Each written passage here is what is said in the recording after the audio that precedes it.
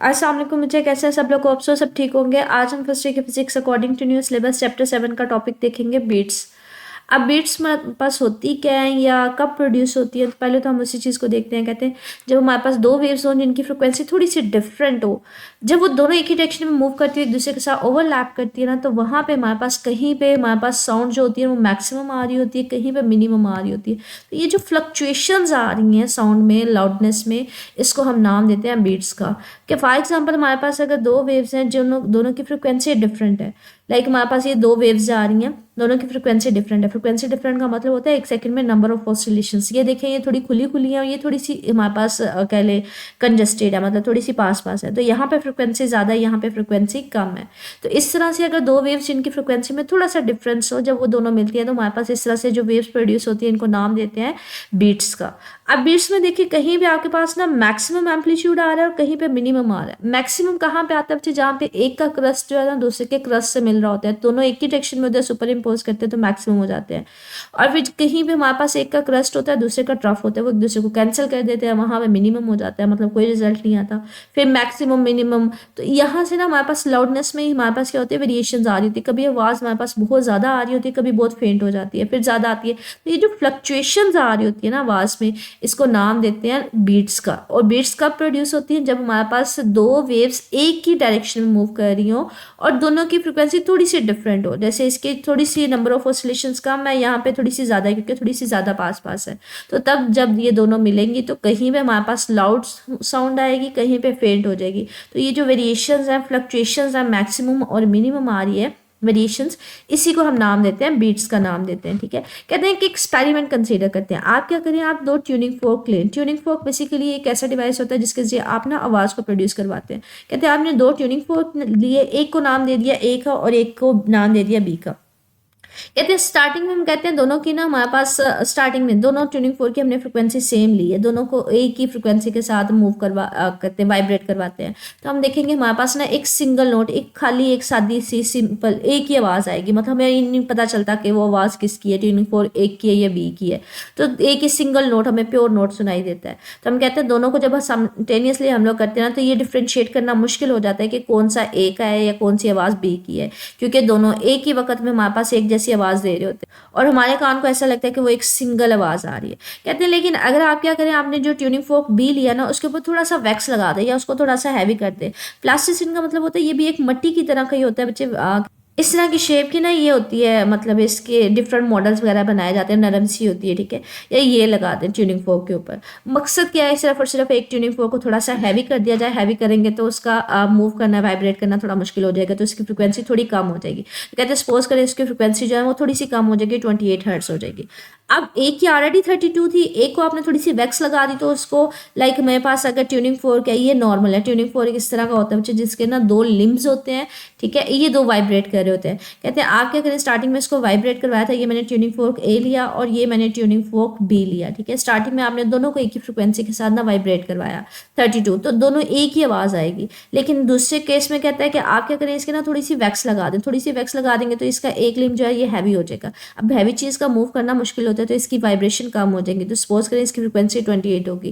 कहते हैं आप इन दोनों को जब एक ही दफ़ा वाइब्रेट करवाएंगे ना, तो हमारे पास जो आवाज़ आएगी ना वो चेंज हो रही होगी। कभी उसकी इंटेंसिटी ज़्यादा होगी, कभी उसकी इंटेंसिटी कम होगी, मतलब लाउडनेस में वेरिएशन आ रही होंगी। इस तरह के नोट को हम नाम देंगे बीट्स हमारे पास प्रोड्यूस हो गई हैं। ठीक है, तो ये बेसिकली हमारे पास कब होती है, जब आपके पास इन दोनों ट्यूनिंग फोर्स से जो साउंड वेव्स प्रोड्यूस होंगी, जब वो दोनों इंटरफेयर करती हैं, तब हमारे पास क्या होती है, बीट्स प्रोड्यूस होती हैं। लाइक मैंने अभी आपको दिखाया भी था कि कहीं भी हमारे पास क्या होगा कि एक का क्रस्ट दूसरे के क्रस्ट से मैच कर जाएगा, वहाँ पे कंस्ट्रक्टिव इंटरफेरेंस हो जाएगी, मैक्सिमम एम्पलीट्यूड हो जाएगा। ये हमने ना इंटरफेरेंस के टाइप्स पढ़ी थी, कंस्ट्रक्टिव और डिस्ट्रक्टिव। कंस्ट्रक्टिव में मतलब होता है दोनों जब मिलकर एक नई चीज़ बना देती है, हमारे पास मैक्सिमम एम्पलीट्यूड आ जाता है। डिस्ट्रक्टिव में होता है कि एक का क्रस्ट होता है, दूसरे का ट्रफ होता है, वो एक दूसरे को कैंसिल आउट कर देते हैं, तो हम कहते हैं बिल्कुल ही फेंट हो जाएगी आवाज़। तो कहते हैं ये दोनों की साउंड वेव्स मिलकर एक दूसरे के साथ इंटरफेरेंस करती हैं, तब हमारे पास बीट्स का फिनोमेना आता है। तो वही नहीं, ग्राफ को ये जो मैंने अभी आपको फिगर दिखाई वो इसी चीज़ को एक्सप्लेन कर रहा है कि जब दो वेव्स आपने कंसीडर की, एक की थोड़ी फ्रिक्वेंसी ज़्यादा है, एक की फ्रिक्वेंसी थोड़ी कम है, जहाँ पे दोनों वेव्स की क्रस्ट से मैच करेगी वहाँ पे मैक्सिमम एम्पलीट्यूड आ जाएगा। और जहाँ पे दो एक का क्रस्ट होगा दूसरे का ट्रफ, एक का क्रस्ट है दूसरे का ट्रफ है, तो वहाँ पे हमारे पास फेंट हो जाएगी, बिल्कुल भी आवाज़ नहीं आएगी। ठीक है, तो इस तरह से जो वेरिएशंस आ रही होती है लाउड में, इसको नाम देंगे बीट्स का, और ये बीट्स प्रोड्यूस होंगी। लाइक मैं अगर आपको दिखाऊंगी एक एक्सपेरिमेंट भी, ये देखिए, ये हमारे पास ना दो ट्यूनिंग फोर्क है। अब आपने इसकी ना आवाज़ को देखना है, ये इसको वाइब्रेट करवाया, या आपको एक आवाज़ सुनाई दे रही होगी, कोई एक ट्यूनिंग फोर्क, इसको ए का नाम दे देते हैं, इसको बी का, इसको भी वाइब्रेट करवा दिया, इसको भी। अब इस सिंगल नोट आ रहा है, आप नहीं पता कर पा रहे कौन सी फ्रिक्वेंसी इसकी है, कौन सी इसकी है, मतलब आवाज़ में डिफ्रेंशिएशन नहीं है कि कौन सी किसकी है। अब आप क्या करेंगे, एक ट्यूनिंग फोर्क को थोड़ा सा हैवी वेट कर देंगे। आप वैक्स भी लगा सकते हैं, या फिर उसने यहाँ पे एक उसके ऊपर इस तरह से लगा दिया जिसकी वजह से उसको थोड़ा सा हैवी वेट कर दिया। अब इनको दोनों की जब एक के टाइम में वाइब्रेट करवाएंगे, देखिएगा कि आपके पास आवाज़ में फ्लक्चुएशंस आएंगे। अब इसके साथ ट्यूनिंग फोर्क बी को भी वाइब्रेट करवाया, फ्रिक्वेंसी चेंज हो गई है।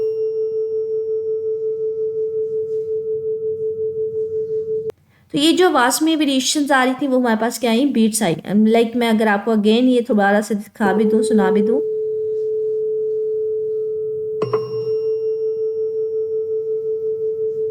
ये हमारे पास आवाज़ में इस तरह से जब फ्लक्चुएशंस आती हैं तो उसको हम नाम देते हैं बीट्स का। और बीट्स प्रोड्यूस कितनी दफ़ा होती हैं, बीट्स बच्चे हमारे पास डिपेंड करती हैं फ्रिक्वेंसी डिफरेंस के ऊपर। पहले हमारे पास कितना था, 32 फ्रिक्वेंसी ना बच्चे एक ट्यूनिंग फोर्क की, और दूसरे की कम होके कितनी हो गई थी, 28 हो गई थी, ठीक है। तो आपके पास दोनों की फ्रिक्वेंसी के डिफरेंस के इक्वल आपके पास बीट्स की फ्रिक्वेंसी आएगी। मतलब आपको आवाज़ कितनी दफ़ा सुनाई देगी, मैक्सिमम मिनिमम, ये डिपेंड करेगा आपके पास फ्रिक्वेंसी डिफरेंस कितने हैं। तो अगर एक ट्यूनिंग फोर्क की 32 थी, दूसरी की 28 थी, तो दोनों के डिफरेंस के इक्वल आपके पास बीट्स की फ्रिक्वेंसी आएगी। बीट्स की फ्रिक्वेंसी के लिए हम लोग जो है ना फार्मूला क्या पढ़ते हैं वो आपको मैं, ये हमारे पास ना बीट फ्रिक्वेंसी का फार्मूला होता है कि जो हमारे पास सबने ट्यूनिंग फोर्क लिए होते हैं ना, दोनों की फ्रिक्वेंसी का डिफरेंस होता है F1 माइनस F2। तो जितना उनका डिफरेंस आएगा उसके इक्वल हमारे पास बीट फ्रिक्वेंसी होगी, मतलब उतनी दफ़ा हमें लाउड साउंड सुनाई देगी। लाइक जैसे मैंने अभी आपको दिखाया भी है, बताया भी है कि हमारे पास अगर दोनों का डिफरेंस 4 आ रहा है तो इसका मतलब है 4 टाइम आपको लाउड साउंड सुनाई देगी। और दो लाउड साउंड के दरमियान डिफरेंस कितना होगा, इसका इन्वर्स होगा, ठीक है। फ्रिक्वेंसी के दो लाउड साउंड के दरमियान अगर आपने टाइम फाइंड आउट करना हो तो क्या होगा बच्चे, टाइम और फ्रिक्वेंसी एक दूसरे के इन्वर्स होते हैं तो 1/4 होगा, ठीक है। दो लाउड आवाज़ों के दरमियान आपके पास टाइम कितना होगा, टाइम पीरियड वो 4 होगा।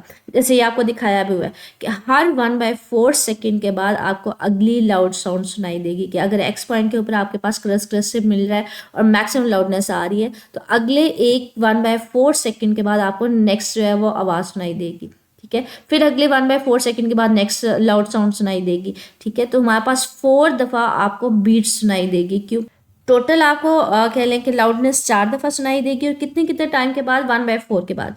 पहली 1/4 के बाद, फिर दूसरी मज़ीद 1/4 या 1/2 पॉइंट के बाद, फिर 3/4 के बाद। तो हर चौथे कह लें 1/4 पार्ट के बाद आपको लाउड साउंड मैक्सिमम सुनाई देगी, ठीक है। तो यहाँ पे यही बात कर रहे हैं कि 1/4 सेकेंड के बाद अगेन जो आपके पास क्रस्ट क्रस्ट के साथ मिलेगा और मैक्सिमम आपके पास डिस्टेंस मिल जाएगा, ठीक है। आप इसको इस तरह से भी कर सकते हैं कि अगर आपने ट्यूनिंग फोर्क, अगर दिन में फ्रिक्वेंसी डिफरेंस कितना है 4 हर्ट्ज का, इसका मतलब है नंबर ऑफ बीट्स आपको कितनी दफ़ा सुनाई देंगी, वो भी 4 दफ़ा ही सुनाई देंगी जितना फ्रिक्वेंसी डिफरेंस होगा। लाइक वो यहाँ पे आपको दिखा भी रहा है कि 32 अगर मेरे पास ट्यूनिंग फोर्क ए का था तो बी का 28 है, तो 4 दफ़ा आपको मैक्सिमम साउंड सुनाई देगी।